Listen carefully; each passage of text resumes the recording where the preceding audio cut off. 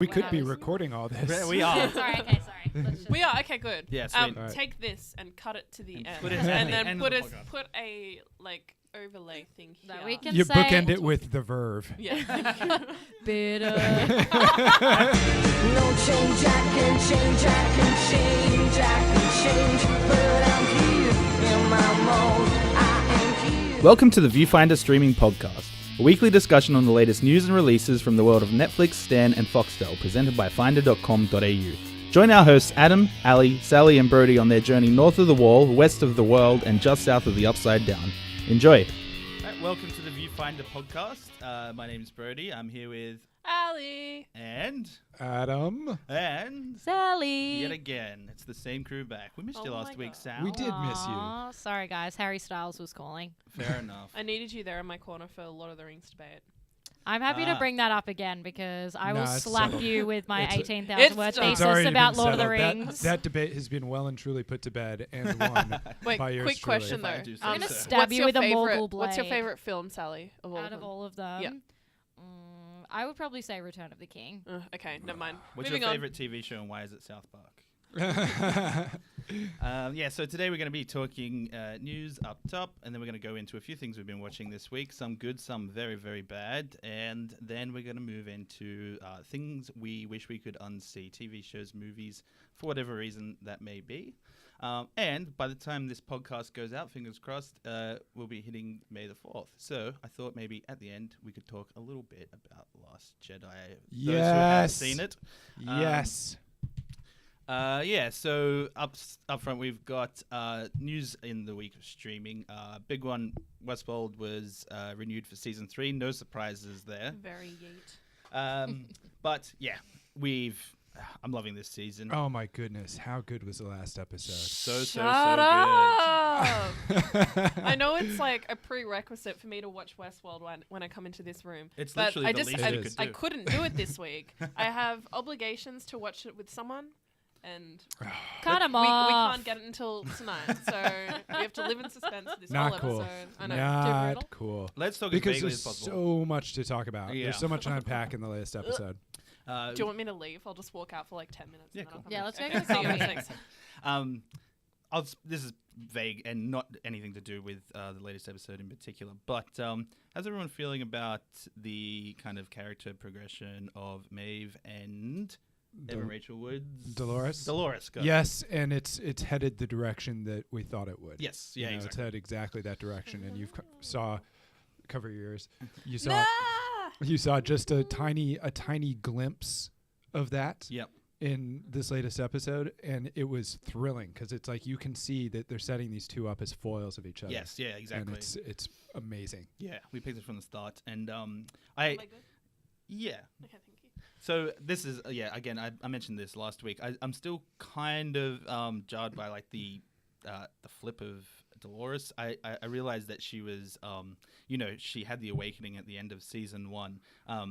She's just so fucking grim. I think the thing is though, once she can remember everything, literally everything that's ever happened to her, that kind of makes sense. Yeah. You know, because it's like she was getting glimpses and shreds of it before, and now it's like she's got the full picture. Yeah. You know, and Yeah, how true. could you not be grim and angry Yeah. when you've got the full picture? And I just love that Teddy's still stupid as hell. Sally, your He's thoughts? a dum-dum. Yeah, James Sounds like Marsden I is could relate. 44 years old.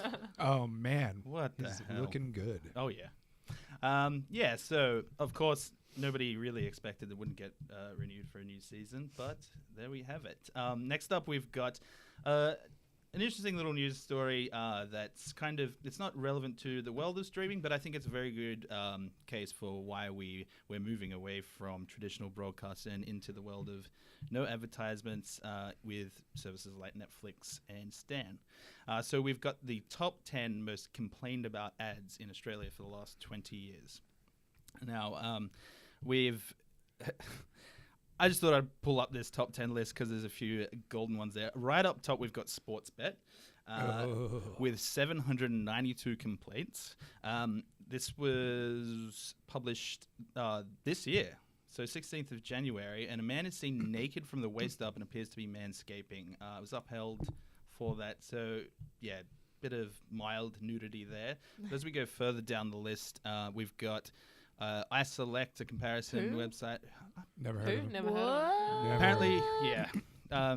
They've some kind of comparison. How niche. thing. Hmm. Yeah, weird. We should do something like that. Where a woman aggressively hits a pinata in front of a group of children. 715 complaints. Like that's For hitting a pinata? yeah. That's what pinatas are designed Yeah, for. exactly. Children This do is that. the real world, Yeah, people. exactly. Like they like it. Like Yeah. that's their. They They're like, love I've that. fulfilled my purpose.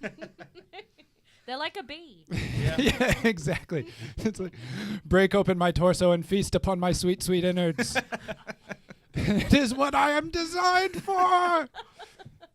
Next up, we've got Ashley Madison. I won't go through the whole list, just the top few. But a song and dance about men looking for someone other than their wives got 643 complaints. I can see Ethical. that why that might be an issue, especially on daytime television. You know, Yeah. a lot of people sitting at home. It's Mommy, like what's the, that man doing? the service itself. There's probably not a really kind of classy way to make an ad for it, is Yeah, there? exactly.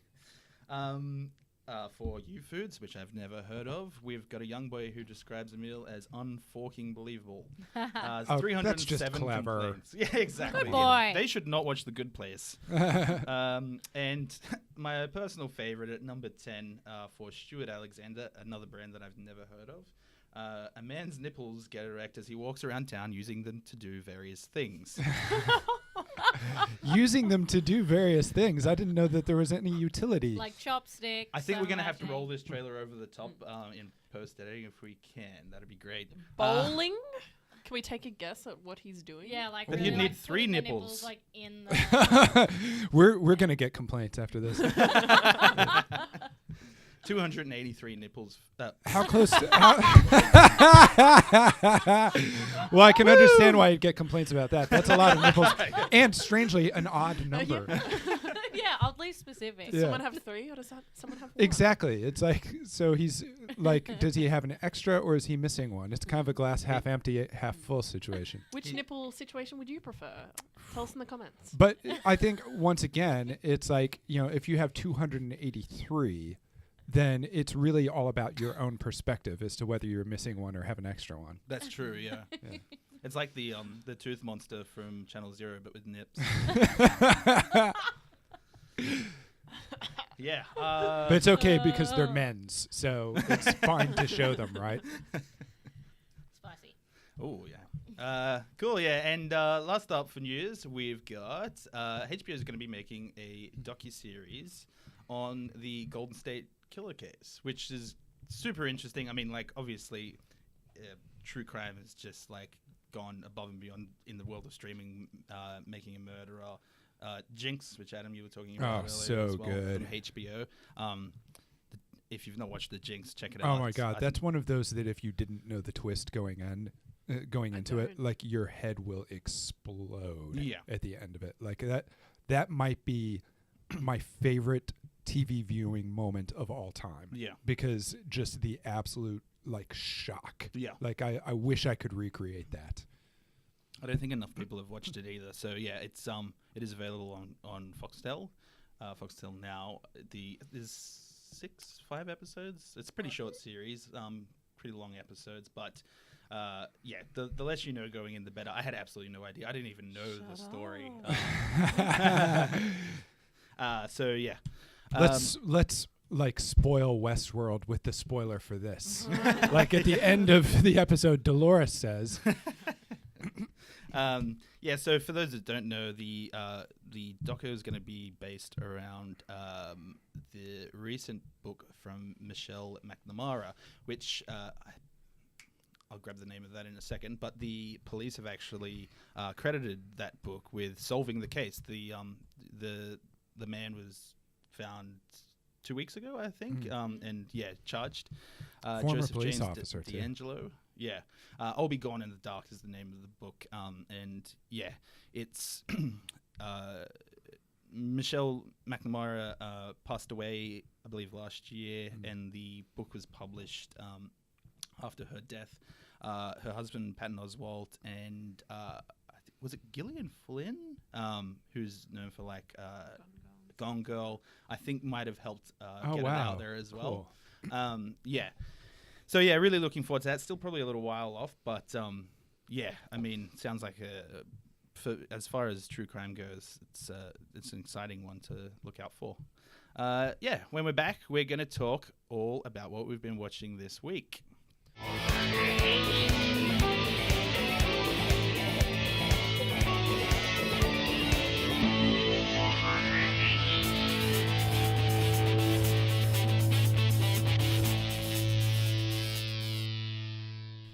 So, Coyote Keep all this. Keep all this. Sorry. So this week, Sally and I, every week so far, we've kind of been watching the most obvious things, like the most popular sort of stuff to come to television. Talking about that, it's hard to disagree on a show like Westworld. And so Sally and I thought we'd take the plunge and choose something totally random from Netflix. It just dropped yesterday, and it's called 27 Gone Too Soon. It's a documentary about the 27 Club, like this kind of like trend / myth that, artists die, musical artists die at 27 because it's kind of that phase where they're coming down off their high of stardom and transitioning into kind of quieter life, and drugs and alcohol get the better of them. Look, we took a chance. I couldn't finish it. So the first obvious thing about this documentary to me, it seems like the kind of thing that you come home drunk on a weeknight, you switch on the television to Channel 7, and you end up watching something because you simply can't be bothered to change the remote. Yeah. It's Wow. It has this, heavy topic, and consistently through the entire documentary, it has about this 15-second loop of the worst, just stock music. It's so like, bad. I don't know, best described as fun rock. It's like, It's like it's fully a sample from GarageBand. Like, Yeah, I'm yeah. sorry. that alone was just grating on me the entire time, which is part of the reason I switched it off. But then you've got also just it kicks off with like 5 minutes of talking heads, people that you like, maybe one or two, like Gary Newman is in it. And, Yeah. Gary Newman is in the guy who sang Cars? Yes. Yes. Okay, so that was the big star they could pull. Yeah. Gary literally. Newman is. I look up Gary Newman 2018 after we've seen this. He's gone in an interesting direction. He looks like he's trying to pull off Johnny Depp's like vampire look from that shitty vampire movie that Johnny Depp was in.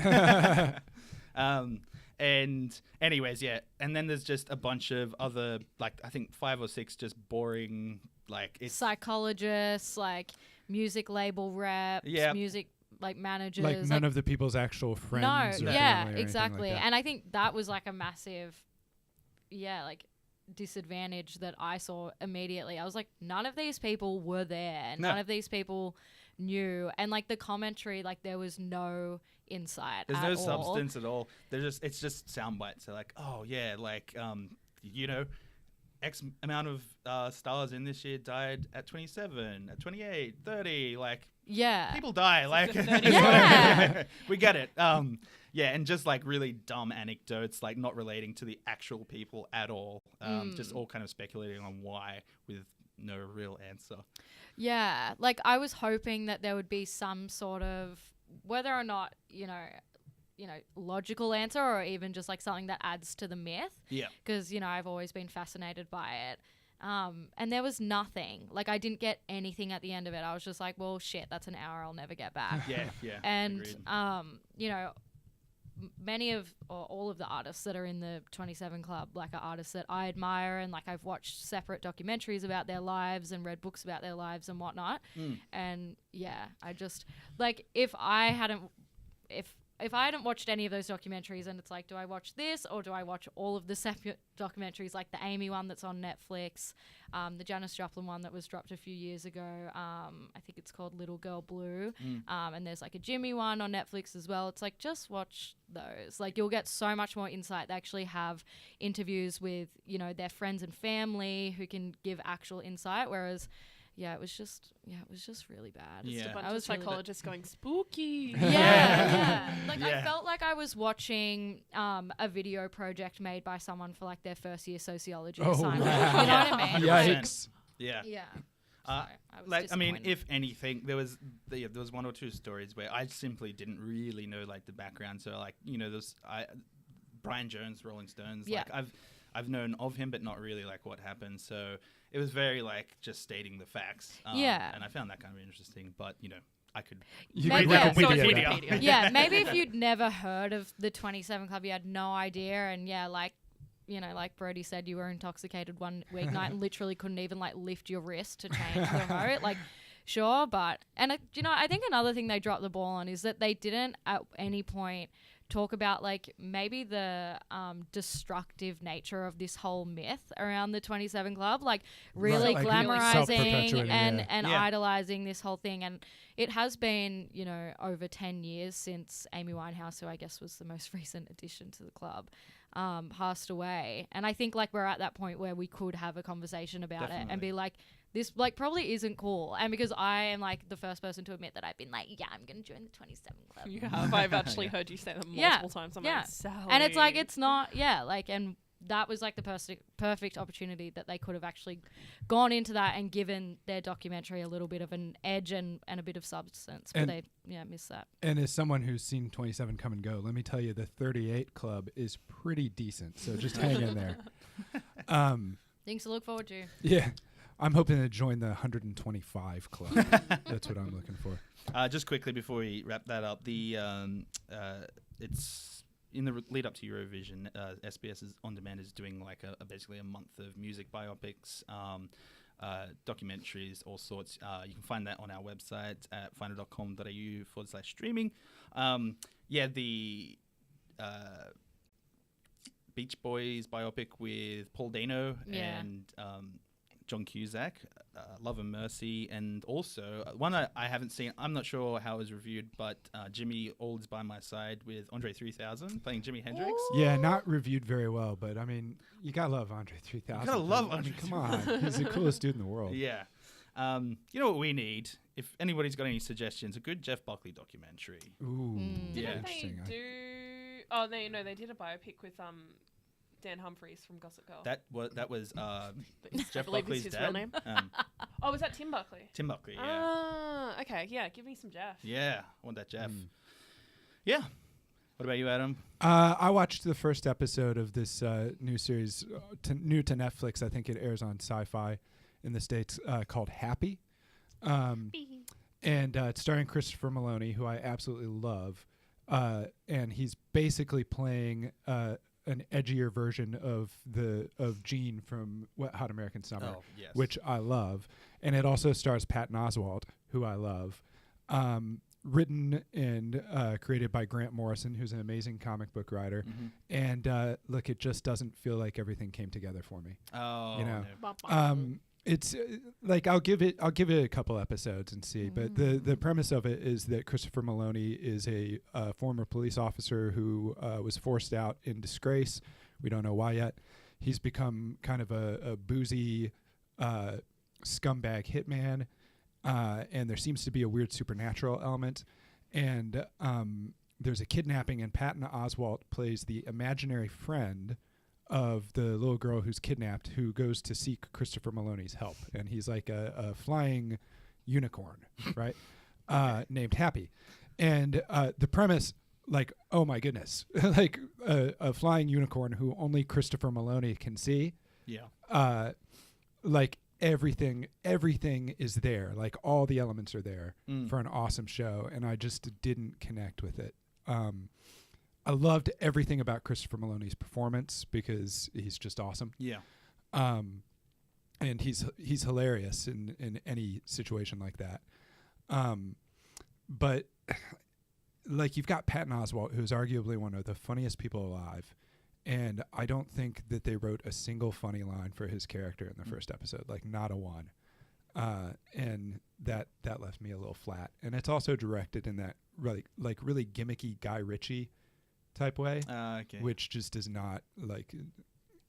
I feel like it's like it's style over viewability. Sure. You know, it's like I can't actually tell what's going on because you're doing all these crazy cuts and stuff, and it just. How dark Yeah. does it get? Is it just all Oh, nostalgia? it's super dark. Oh, Like really? it's super, super dark and incredibly gory. Yeah, Like okay. super gory. And Christopher Maloney seems to be quasi invulnerable in Yeah. it, which is an interesting twist. But yeah, I'll give it some more time. There's some weird supernatural stuff going on, even apart from the imaginary friend. Yeah. There seems to be some kind of like some undercurrent of like demons masquerading as humans. Like there's a lot going on that seems like it could develop, but the first episode just didn't grab me. Okay.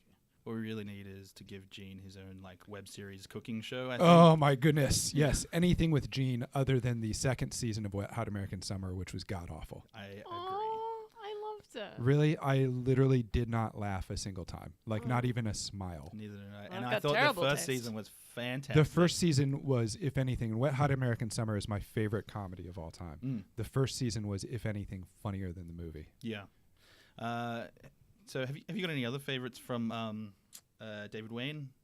Oh, I loved The 10. Yep. And I really loved They Came Together. Me too. So I was really hoping funny. you'd say that. Oh my goodness. So good. I think one of the hardest I've ever laughed is like at the end when Michael Shannon comes like running in With a samurai sword. Yeah. I still, when something is a bit like messed up, refer to it as being all hot doggies.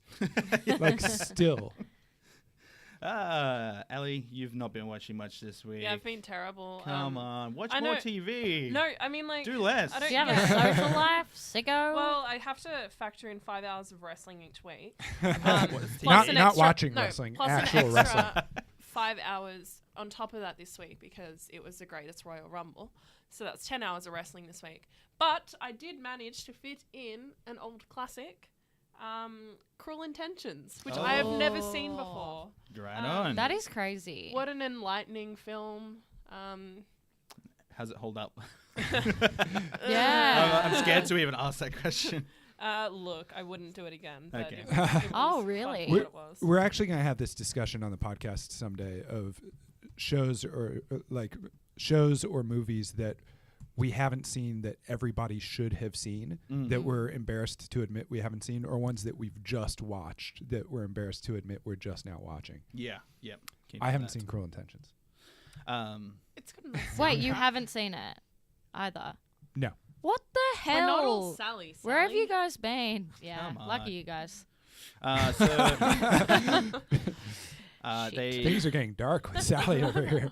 Don't maybe bring up the 27 Club. Let's bring Liz in again. She was a ray of sunshine. They did try to make a Cruel Intentions TV show back in 2016. Actually had Sarah Michelle Gellar, and it got the axe after the pilot. So, Really? Who Yep. did she play? let me find out. Like for one you. of the evil mums or something. Catherine. 'Cause of her no, age, same Sally? character. So Oh it's my god, you're what's wrong What? with the industry, Sally? yeah, it sounds like a straight up sequel. She's now sober and married to a wealthy man. Well, no wonder it sounds shit. Yeah, fuck that. The best part was that she was coked up the whole time. Exactly. Cool. So when we come back, we're going to be talking about things we wish we could unsee.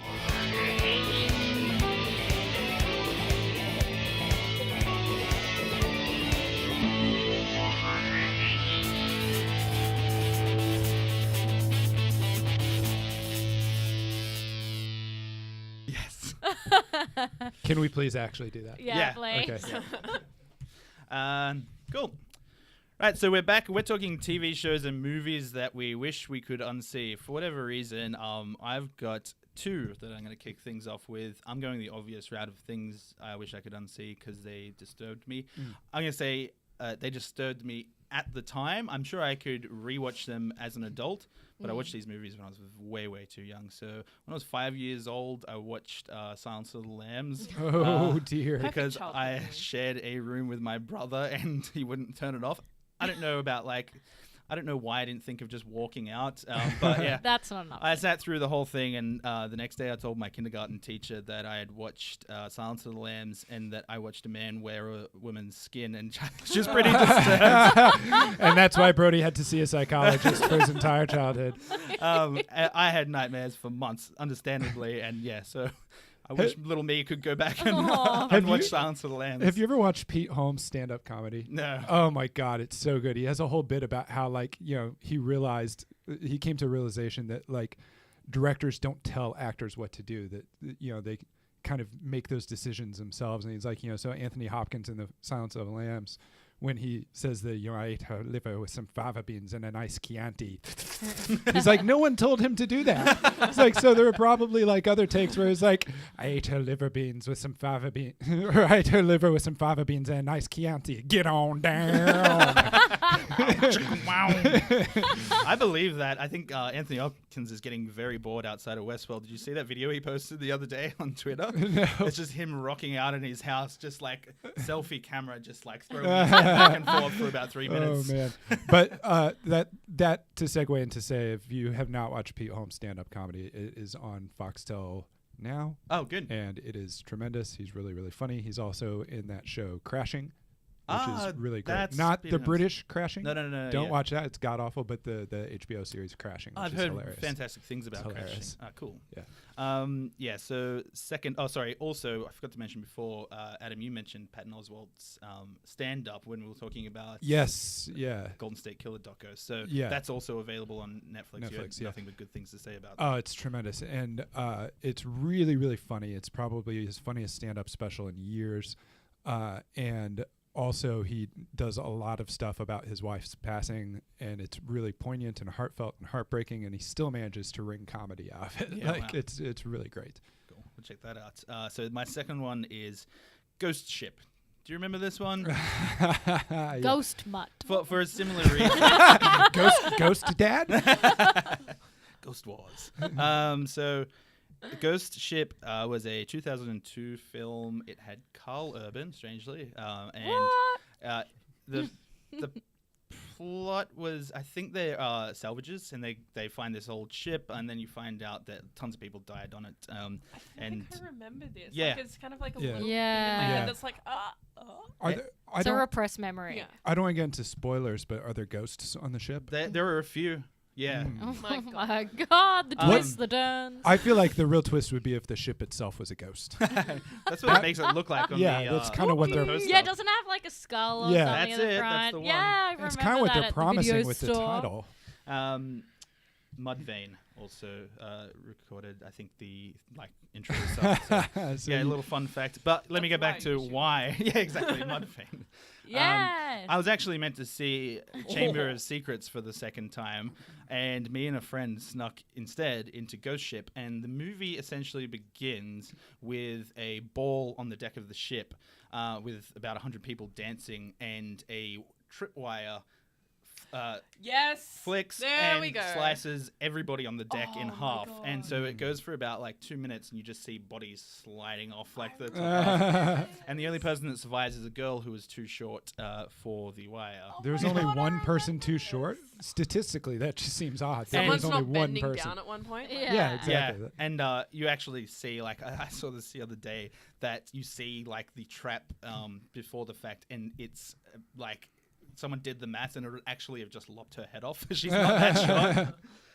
And yeah, so a friend and I went in to see that instead of seeing Chamber of Secrets for the second time. Take and that, Sally.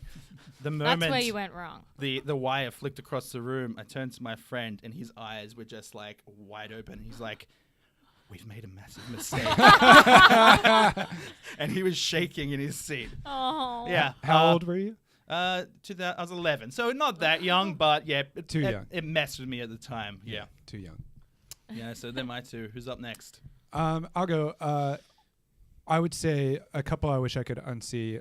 It Comes at Night. Oh, Excellent, excellent movie. And probably the bleakest film I've ever seen in my life, and it just made me feel like hopeless. Honestly, it's just the most depressing, nihilistic, like just devoid of any kind of hope film I've ever seen. But it's excellent. Yeah. So it's Joel Edgerton, Yep. who's always great in everything.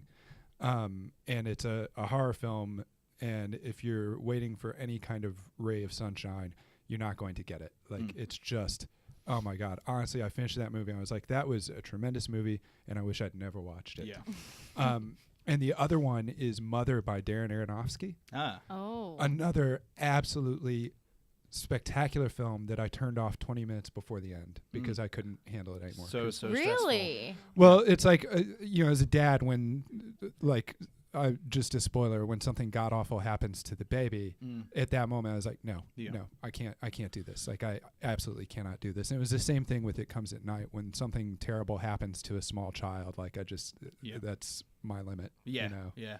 We need there's the website that tells you if a dog dies. I was going to They say, need one for kids. that's me, but Honestly, when an they- animal dies. Like, the thing is, like, being a parent just emotionally wrecks you for stuff like that. Like, literally that moment in Rogue One where the battle is going on all around and the little girl is standing in the square crying, I seriously cried. Yeah. Like, just like, someone help that little girl. It just ruins you for stuff like that. Yeah. So, like, I can't handle anything with kids getting hurt. Yeah. Mother especially was. Oh, God, that turned Jesus, my Jesus, stomach. Jesus. Like, honestly, at that moment, it's just like, no, I don't care how it ends. Yeah. Like, and up to that moment, I was like, this might be one of the best horror films I've ever seen. Wow. Yeah. But as soon as that happened, I'm like, no, done. I'm Yeah. done. I watched the movies, and the moment the credits rolled, the first thing I heard was, "What the fuck?" It's an amazing movie. Like, it's Aronofsky just in like general.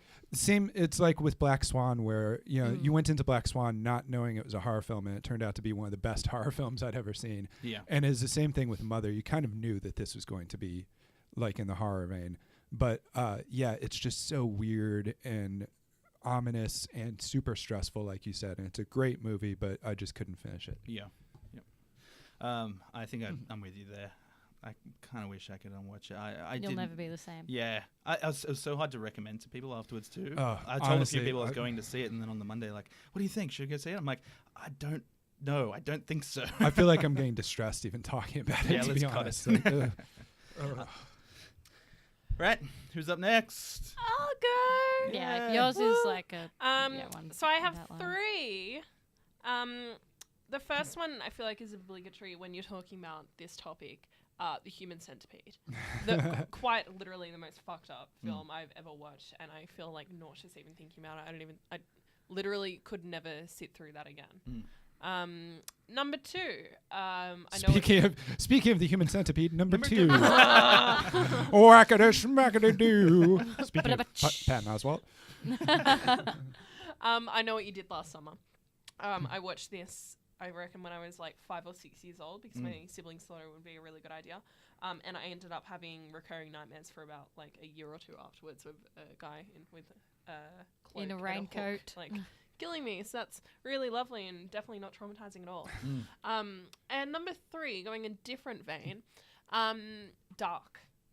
Have you guys seen that? Netflix star? Yeah. No, Oh, the one with Will Smith?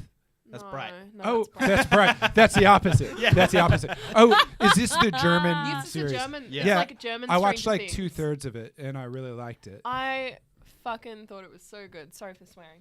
I think like the whole thing about Dark is that I feel like it's just so perfectly put together, and it's one of those shows that everything comes like full circle and everything makes sense. Like there's such like an intention behind everything. So like, you know how we were talking about like Westworld and how there was like, you know, small things like little pieces planted and stuff, and that everything kind of made sense in the end. Dark is like that, but just like on a crazy level.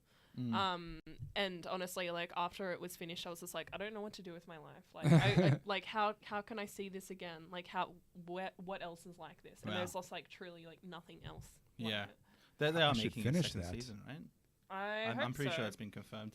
I've only watched the first episode, but the problem I had with Dark was that when I started streaming it, it had the English dub, and it was Oh yeah, terrible. Oh my that's God, yeah. I it's so turned bad. that Yeah, And off. I see- didn't think you could, I didn't even think to switch it off. So I watched the whole episode through. I was like, oh god, there's Yeah.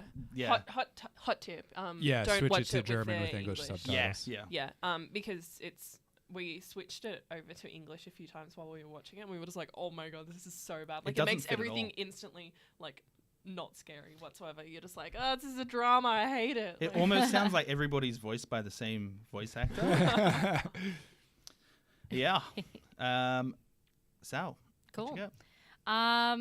So I went a similar route to Ali's last one. So more movies I wish I could unsee so that I could maybe watch them again to appreciate them more. So the first one for me is actually Freaks and Geeks. Ooh. So- Oh, yeah. Good choice. Yeah, so I watched that like a few years ago. Like I was definitely late on the Freaks and Geeks train. And I was watching it and I was like, holy shit. Like I can not think of a show that I've like related to more or enjoyed more, like probably since the OC. And that is saying something. Not that I could relate to anything in the OC, but I enjoyed it. Coming from Chino, as Sally does. But yeah, and then for some reason I had it set in my mind that there were 2 seasons. Oh So no! I was like, I know Oh, this is how still going to be a disappointing. short ride, but you know, so I really like rushed through it, like enjoyed every single moment, but I think I watched the whole thing in like less than a week. And then went to put on the second season and I was like, what the fuck Plot have twist. I done? Like, I just couldn't, like, I was literally shaken. Like, I just couldn't believe that I'd burnt through it. And because I kept being like, at the end of the first episode, I was like, this is like one of the best shows I've ever watched. Like, this is probably my favorite show. I love this. Yeah. And then, yeah, I was just like, I am a fool. I Yeah. am an absolute fool. I will never, experience this much happiness again.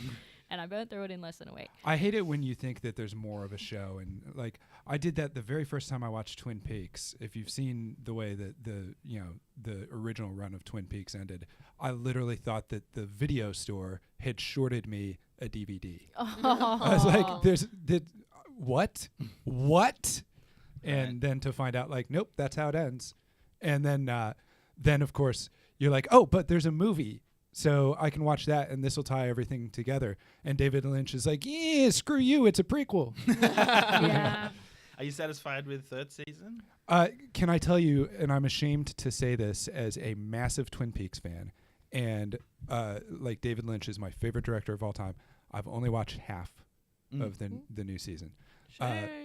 I know, it is shameful. And I loved every second of it. It was exactly what I wanted. It was peak David Lynch, but I just ran out of steam on it for some reason. Yeah, Oh. I don't know. I'm only halfway through season 2, and like it's a show that I can't just put on. Exactly. need to, That's like, why I learn. ran out of steam with it. It's Yeah. like I remember I got to a particular episode, and I was, of course, as one does, doing other stuff. And I was like, oh, this requires my full attention. Yeah. And then it's just like being in that mental place where you're like, I need to engage with this on every single level. Yeah. It's tough to do. The majority of the episodes that I've watched were on the flights to and back from Japan. So I guess a perfect situation. Yeah. Yeah. But it was great. Honestly, it was everything I wanted it to be. Mm. And it was frustrating in the best possible way, Yeah. you know? Yeah. Mm. Yeah, I've heard a lot about the 8th episode. Are you up to that yet? Yes. Yeah. Yeah. Where it's just a whole... It's like a Terrence Malick film. Yeah. Honestly, it's very, very much like a Terrence Malick film, but it's fantastic. Like Yeah. it's so good, but you have to know what you're in for. Yeah. Like, okay, buckle up. This is not going to be like a regular episode of television. Yeah, sure. Yeah. And seasons 1, 2, and 3 are all available to stream on Stan. I was just... As is Fire Walk with Me. Firewalk with Me too. Okay, good. Yeah. And Freaks and Geeks was on Netflix Australia, but they've since removed it, unfortunately. So you can't rewatch Can't it for the even first time. rewatch Stan, again. maybe. I don't know. I I'll can't look remember where I around watched it. and add it to the show notes I watched afterwards. it on Netflix when I first watched it. Yeah, but that was I when don't know. Netflix first launched in Yeah. Australia. It was actually like one of the only Yeah. decent things. that I had. Yeah. Yeah. Cool. So when we come back, we're just going to talk about what we'll be streaming next.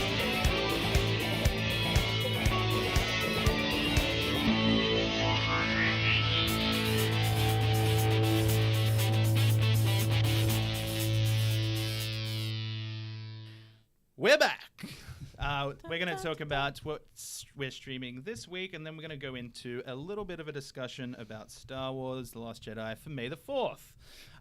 So this week, on the 6th of May, Picnic at Hanging Rock. Whoa, Star Wars: The Last Jedi? No. Picnic at Hanging Rock will be released in its entirety on Foxtel, which is kind of like a new thing for Fox.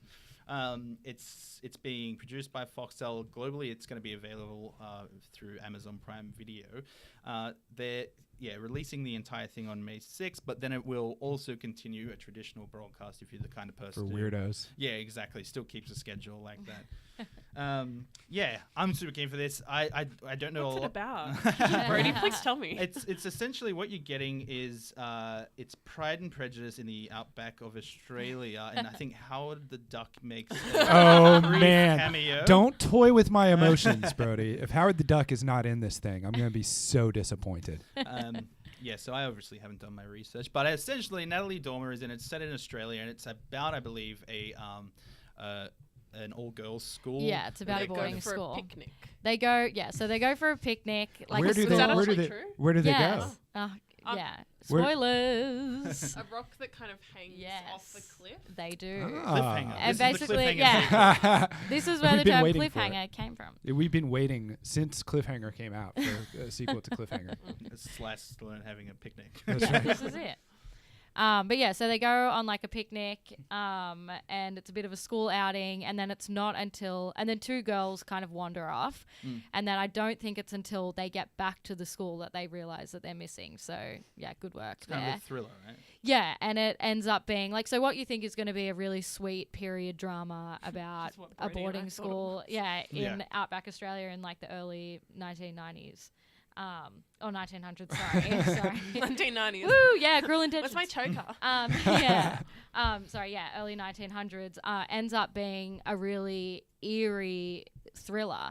So I watched it when it originally came out, the film, and I watched it as a child, so I can't really remember all of the details, but I just remember being very, very scared. Yeah, okay. So I'm really excited, and I'm excited to see how Natalie Dormer goes in this one as well. Yeah, me too.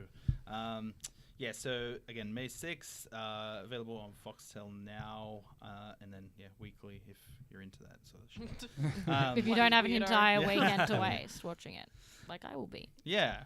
So I feel like enough time has passed now that we can discuss The Last Jedi without, pissing anybody off. Yeah, like if nobody you else haven't- here who hasn't seen Yeah, it is geez. really going to care. It's Yeah, not I going don't to piss care. anyone off. That movie wasn't divisive in the least. Oh, no, not at all. So I stepped out of The Last Jedi and thought, I think that is, if not my favorite Star Wars movie, it's number 2. I felt the same way.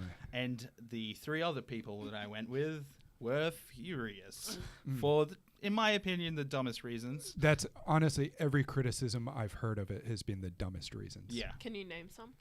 Some of the criticisms that it wasn't Star Wars enough. There was a lot of anger around strong female leads. Yeah. That some of the kind of mysteries set up by the first film turned out to be red herrings. Just stuff like that. And it's like none of that takes away from the fact that this is a fantastic piece of filmmaking. Yeah. And Rian Johnson has always been one of my favorite directors. Same. Brick is one of my favorite movies Same. ever, top 5. Yeah. God, how are we not best friends? I don't know. Aren't you guys? Now we are. Yeah. Brick soundtrack. Check it out on Spotify. And yeah, if not just for that throne room scene, I don't think I've ever seen something so visually pleasing, and I was on the edge of my seat that Yes. entire scene. I Yes. honestly had no What was idea. that again? I haven't seen it since it came out, so it's like I remember a lot of my opinions, but I can't remember why I had them. So the throne room scene was the red drapes, fire, the lightsaber kind of battle with Rey. Oh, And and the then a bunch of Praetorian those other guards. dudes? Yeah. Yeah, okay. My thing with this movie is that I think it was a really great standalone film. I thought the way it was shot was absolutely stunning. I remember when Rey is trying to use the Force to lift. Oh different my rocks and God, stuff like that. so great! that No one was- has ever yeah. taken risks like Yeah. that with a Star Wars movie. Yeah, ever. especially using those sorts of techniques and stuff in like a sci-fi sort of film, I think is actually quite rare, because I think it's usually like Star Wars especially is usually just like focused so much on like action. It and, has its own story visual progression. palette. Yeah. Yeah. Whereas that was like really new and just like amazing. But my only bone to pick with it is that I don't think it fit in the realm of like the rest of the Star Wars movies. Like it felt that's what I loved about it. disjointing That's what I loved to about watch it. it. Yeah. And On I'm it- not sure if I like that. No, that's what I loved about it. And I, to my point earlier about David Lynch, I remember I said this when it came out.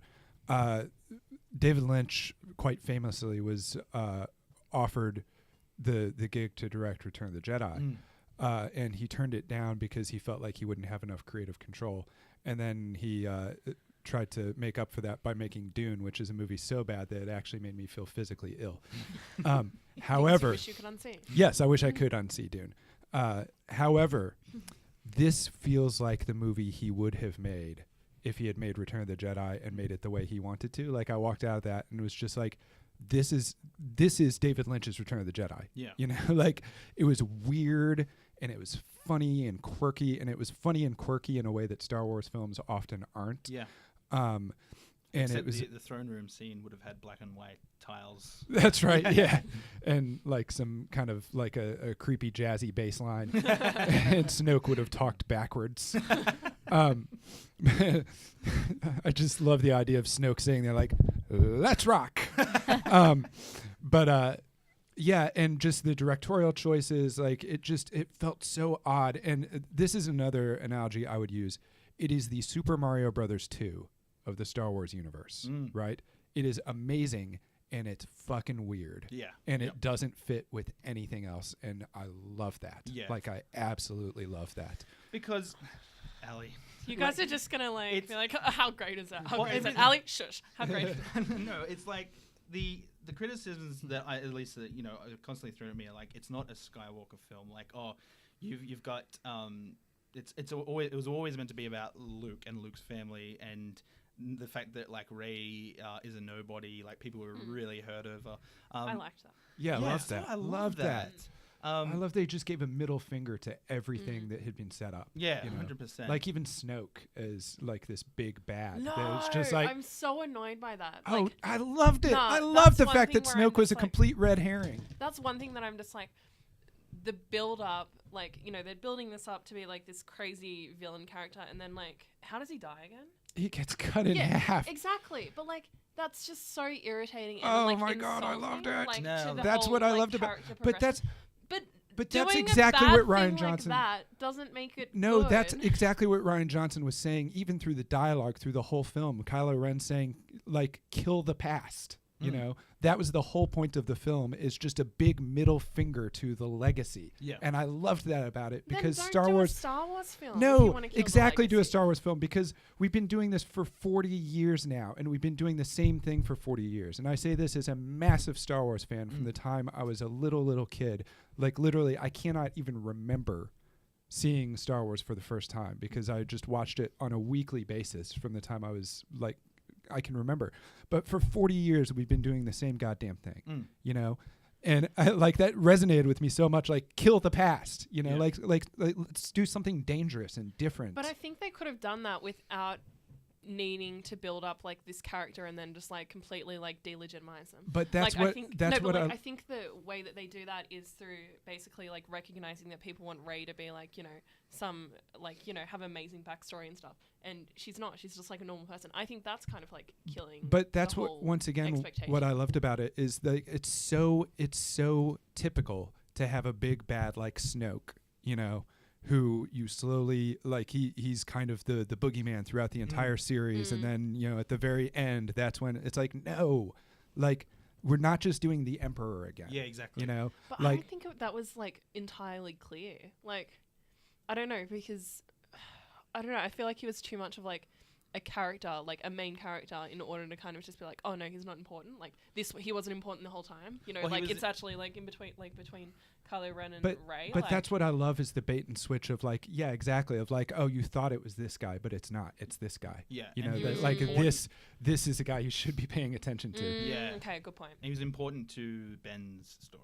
So Yeah, because 100%. Yeah, okay, now, good like, point. 100%. if we had kept going Well, on fuck. with Because like he has to become his own person, and Yeah. the master of his own destiny, you Yeah. know, and get out from under his own legacy. Mm. And that was like Snoke was basically using him for his legacy. Yeah. And this is his way of like killing the past, not just his legacy as a Solo, but the fact that that's the only reason a Solo and a Skywalker. Yeah. But like the fact that that's the reason he was important. Yeah. You know, and it's like him saying, "No, I'm important just for Well, who that's I it. am." Because in the Force Awakens, everyone's whinging about, Kylo Ren, Ben Solo is just like a whiny teenager. Like, he's the worst villain ever. And then in 2, you're like, oh, shit. Like, he is badass. And now Yeah. people are like, oh, no, like...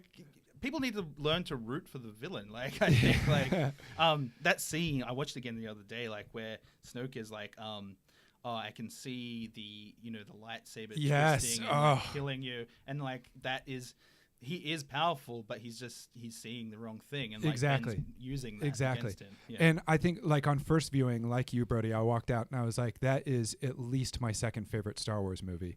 On second viewing, I got to the end, I was like, that is my favorite Star Wars movie by a large degree. yeah, Like just because it was so risky and it was so weird and just like it was just good filmmaking. yeah, You know, like I think that people criticizing it at the end of the day, actually, just like you said, it's just a tremendous piece of filmmaking. Like just take it out of that context and look at it as just a movie, you Can know? you take And it it's out of its context though, if it's like that, because the nature of Star Wars is that it, like, you know, it exists. Is a series. Yeah, that Sure. It exists in Sure. relation to the It's rest still- of its other movies. I it think still if it was- advances the story. Yeah, you I know?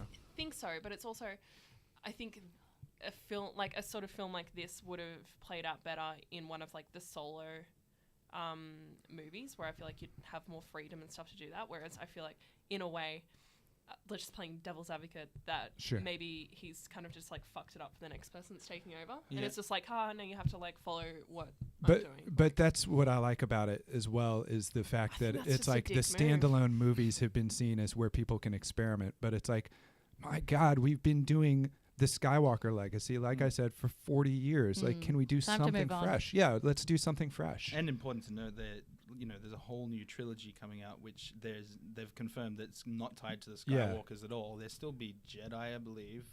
So this is, I believe, paving the way towards that. Like, cutting off like Skywalkers, open like the ending for Last Jedi. We've got the boy on Canto Yeah. Blight with the broom. Like, this is the new like Jedi. Exactly. It's the Force Awakens, literally. Yes. Like, the Force is awakened Yes. in everybody. Yeah. And to your point, J.J. Abrams is doing the next one, and I think he absolutely loved everything Rian Johnson did with it, as Yeah. unexpected as it was. And so I've got faith that he'll be able to follow it pretty well.